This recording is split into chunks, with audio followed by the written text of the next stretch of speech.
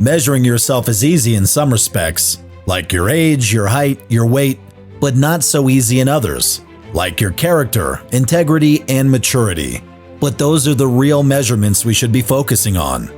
Your quantitative info doesn't define who you are, it's your qualitative info that does. But growth doesn't just happen. It takes intentional accountability on your part. So welcome to the Measuring Post, a place where we can learn and grow together.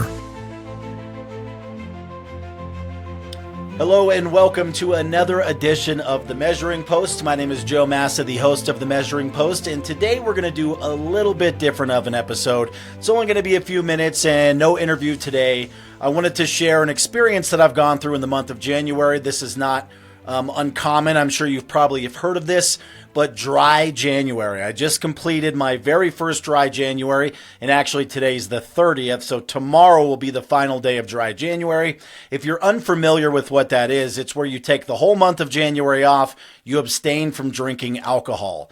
And I'll tell you why I did it in just a few minutes, but I'm pretty excited that I completed this because, to be honest, and full transparency, this is probably the first time I've gone a whole month without drinking alcohol since I was a teenager, really since before I started drinking. So it was an accomplishment and something I was a bit concerned that I wouldn't complete successfully. So if I had a hat on, I'd take it off to myself. But, it's not something to celebrate in that respect. So I don't really want to make it seem like, look at me, I did something fantastic. What I did was something that was part of a bigger picture. A really good friend of mine and her family, their brother, son, uncle to their kids, he was struggling with addiction for his entire adult life. And in July of 2023, he lost his battle to addiction. He struggled with mental health issues, struggled with homelessness, poverty, and a lot of that was derived from his addiction to drugs and alcohol. And he's certainly not the only one that goes through that. I've had my own family members go down that road. We're currently trying to help some friends that are going through similar things, some that have overcome their addiction, some that are still battling it, and people like Bry. We did For Bry, Bryon Packwood. He lost his battle to addiction. So it was really important for us to honor his memory, but also his birthday is in January. So my very dear friend, Kristen Yeneral, it was her brother, and the other family members, Eric Packwood, father Fred Packwood, and mom Dawn Johnson. And then, of course, all the nieces and nephews and everyone, friends and other family members that loved and honored Bry along the way. It was a tremendous loss and something that can't be replaced. Obviously, human life is so precious. But what we did is we decided that for his birthday month, just happens to be in January, we would do For Bry. And it was something that we committed to with a whole group of friends. And I decided to sign on for that, not only as a way to honor him and my friends and family and people that I love, but really to test myself. I've been the person trying to help people get sober before and telling people that they need to do this. And I kind of started looking in the mirror like, how can I ask somebody to be sober if I can't even do 1 month without drinking alcohol? So really, it was kind of a bit of anxiety leading up into it. And I thought, like, what if I can't do this? What if I fail? What if everybody thinks less of me if I don't do this? So there was a lot of really uncertainty in my mind leading up to this event. But now that I've completed the full 30 days and tomorrow will be 31 because I will not drink today as well, I'm really, really happy I did this. First of all, it taught me a lot about myself.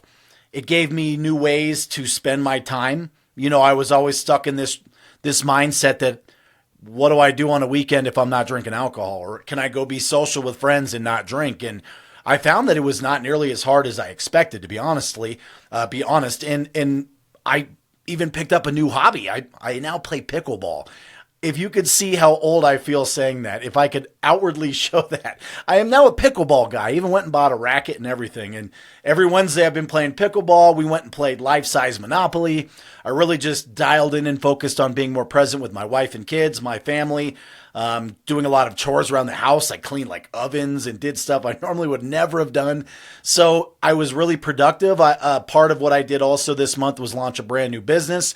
It's called the Podtopia Network. It's a whole podcast network that is going to highlight my show, The Measuring Post, along with many others. But that's not, I'm not plugging my business in this particular video. This was meant to be a commemorative video for Bryon Packwood, my friends Kristen, Don, Kylie, Eric, Fred, and everyone that joined me on this journey. There's a lot of people that did it, and some that are going to continue their sobriety maybe indefinitely, certainly through the end of the month. A lot of people are going to do it for the first quarter, maybe all of 2025. I'm not going to say and lie on camera and say I'll never drink again, because I'm sure I will socially, but I'm going to be more conscious about it. And I think I'm going to be a little more hesitant, or maybe a better word of saying, I'll be a little more willing to go to a social event and not feel obligated to have a drink. And it just really wasn't as bad as I thought it was. And I found that I have this ability now that I can be sober for much longer than I expected.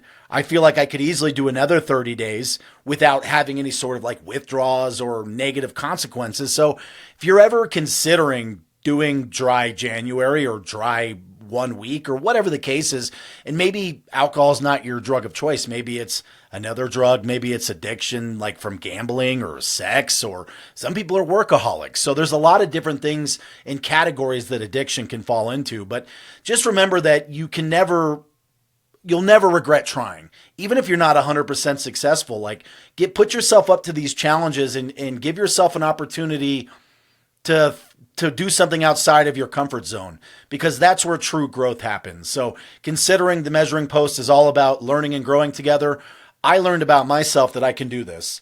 And it really made me much more confident in myself. And I know that I can tackle anything. So if I can do it, a lot of people can do this. And, I want to thank Kristen and the family for inviting me to do this challenge/journey with them.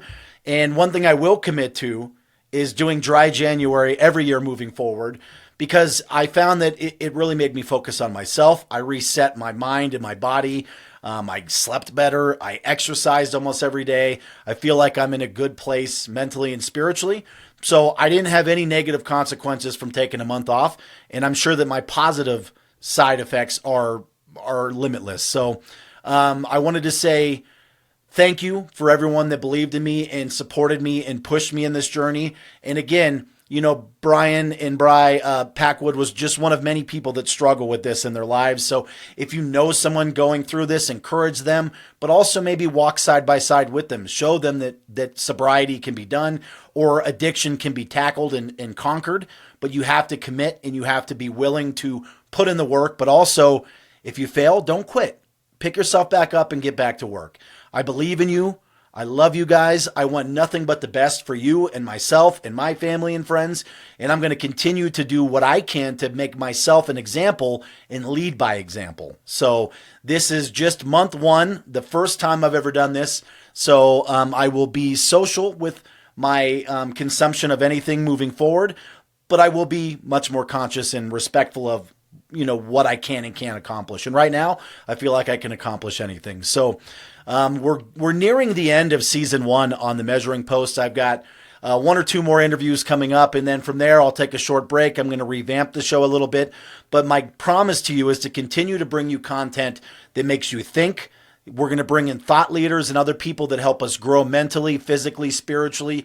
I've really enjoyed making this content for you guys and sharing my journey, who I am, my family, my faith, and everything along the way. So if you've continued to enjoy the show, I really appreciate you guys tuning in each and every week. Please sign up for my newsletters, subscribe to my channels, follow me on social media. I'll be putting out a lot more posts and contents throughout the rest of the year. So this is definitely not the end. Season 1 will be wrapped up soon, but it'll just be a short break before season 2 proceeds. And hopefully a lot of cool content and things are going to be coming up. And I hope that you continue to learn and enjoy the program with me. So thank you for tuning in to the Measuring Post, and continue to do your best to grow and learn each and every day.